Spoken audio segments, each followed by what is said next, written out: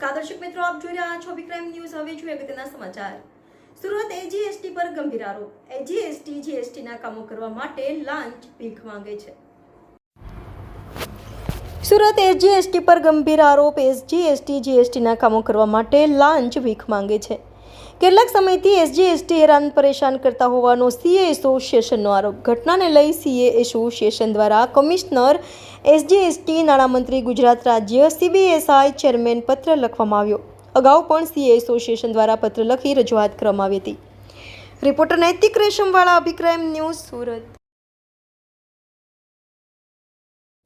જી સાહેબ, હું હાર્દિક Kakadiya, chartered accountant એસોસિએશનનો પ્રમુખ છું।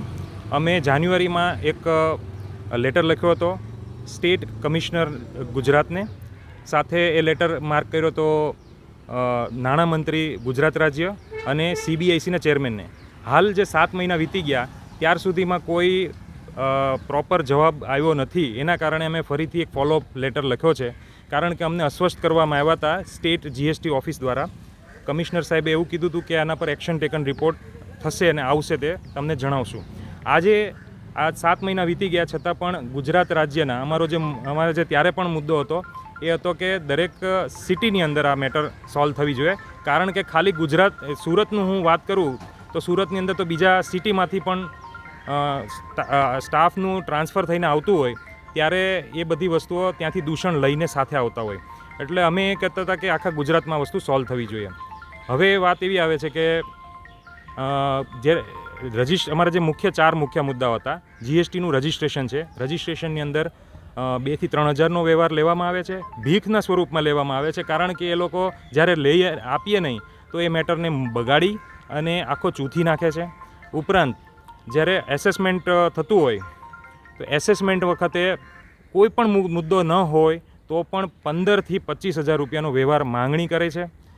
રિફંડની અંદર જો સમય બહુ કિંમતી હોય એટલે એની અરજીને એટલું બધું દબાવીને રાખવામાં આવે કે એ લોકો મજબૂર થઈ જાય કે રિફંડ માટે વ્યવહાર કરે।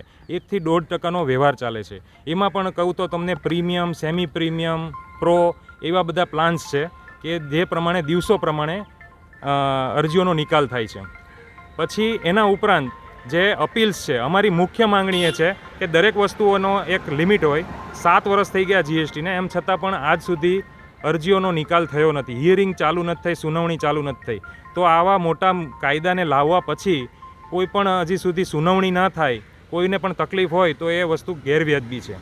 એના ઉપરાંત ગાડીઓ જ્યારે પકડાય છે રસ્તા ઉપર અને રાતના અંધારામાં કાયદો, બંધારણ બધું વસ્તુ નેવે મૂકી દેવામાં આવે છે। તો મારું એવું કહેવાનું છે કે આ ગાડીઓ પકડે ત્યારે 2 જ વસ્તુઓ ખાલી મહત્ત્વની હોય છે કે જે છે બિલ અને ઈ-વે બિલ, એટલે કે ઇનવોઇસ અને ઈ-વે બિલ। તેમ છતાં દરેક જગ્યાએ બીજા બધા ડોક્યુમેન્ટની નાહક માંગણી કરી અને ટ્રાન્સપોર્ટરની કનડગત અને વેપારીની કનડગત થાય છે, જેમાં પછી વ્યવહારમાં ચાર્ટર્ડ એકાઉન્ટન્ટ્સને નિમિત્ત બનાવવા માટેનું દબાણ કરવામાં આવે છે। અમારો મુખ્ય મુદ્દો એ છે આ બધી વસ્તુઓ બંધ થવી જોઈએ અને જે દોષિત અધિકારીઓ છે તેના પર કડકમાં કડક પગલાં લેવા જોઈએ। કૌભાંડ થતું હશે શું લાગે તમને? અમે માઇક્રો લેવલ પર એનું જે પણ એનાલિસિસ કર્યું છે, સર્વે કર્યો છે, માઇક્રો લેવલ પર કર્યું છે, એટલે જે અમે અનુભવ્યું છે એ અમે જણાવ્યું છે। હવે કેટલા લેવલનું કૌભાંડ થતું હશે એના આંકડા એ ડિપાર્ટમેન્ટે કરવાના છે। એને ઇન્ફોર્મેશન કાઢીને એમણે જ પોતે સેલ્ફ ક્લિનિંગ, ઘર સફાઈ કરવાનું પોતાને કામ કરવાનું છે, એ અમારું કામ નથી।